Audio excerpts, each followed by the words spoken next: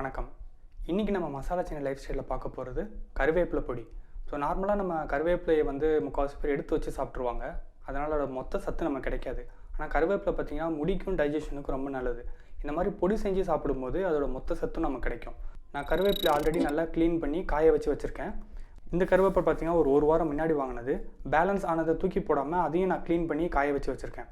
கருவேப்பிலை கூட இதில் தான் நம்ம சேர்க்க போகிறோம். உளுந்து 3 டேபிள் ஸ்பூன், கடலைப்பருப்பு 2 டேபிள் ஸ்பூன், எள்ளு 3 டேபிள் ஸ்பூன், ஜீரகம் 1/2 டேபிள் ஸ்பூன், மல்லி 1 டேபிள் ஸ்பூன், ஒரு சின்ன துண்டு புளி, உப்பு தேவையான அளவு, பெருங்காயத்தூள் 1/2 டேபிள் ஸ்பூன், அதுக்கப்புறம் காஞ்ச மிளகா 10 எடுத்திருக்கேன், அரிசி ஒரு 2 டேபிள் ஸ்பூன்.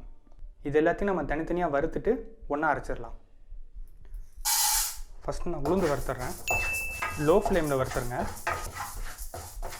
அது லைட்டாக அந்த உளுந்தோட ஸ்மெல் வரும். அது வரைக்கும் லைட்டாக வறுத்துட்டு எடுத்துடலாம். இதை நான் வேறு கண்டெய்னருக்கு மாற்றிடுறேன். அடுத்து கடலைப்பருப்பு. இதை கைவிடாமல் நீங்கள் கிளறிட்டே இருக்கணும்.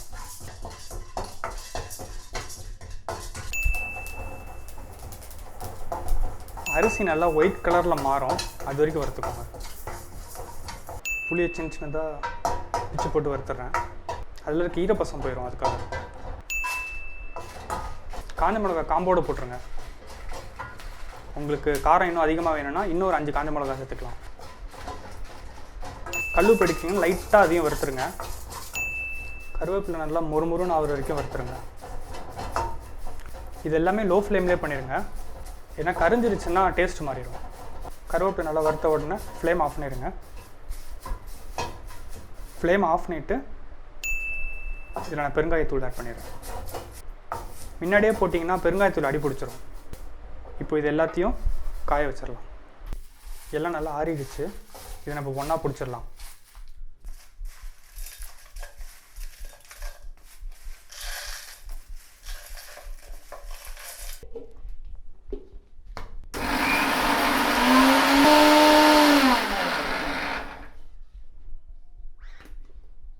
இந்த அளவுக்கு அரைச்சிக்கோங்க.